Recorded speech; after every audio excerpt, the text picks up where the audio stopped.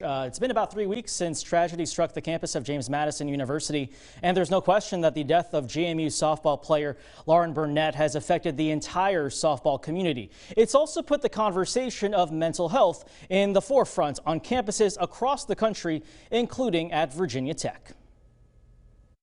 Mental health, I mean, I probably struggle with it too. Pete DeMoore knows a thing or two about pressure. But the Virginia Tech softball head coach also knows not to put too much of it on his players. You know, when all this stuff went down at James Madison, I encouraged our kids to realize that the game, life is bigger than the game. You know, and the word I've used a lot this year before what happened was perspective. You got to put your life in perspective.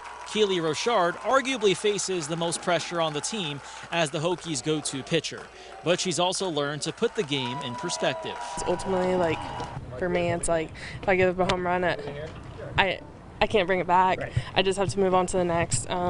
We lose a game, where are we going to eat? Like, that's just personally how I am. But the senior realizes not everyone can easily separate softball from the rest of their lives. I have known people who do struggle with it, and I think, like, really ultimately you just have to, like, try and navigate the, like, it is just a game, and, like, but it's easier said than done. The Hokies realizing that at the end of the day, win or lose, there's more to life than softball. We talk about as a team finding your identity kind of outside of softball too, and not putting all your eggs in one basket within softball. This isn't the most important thing in the world. We try to, focus on ourselves outside of the field.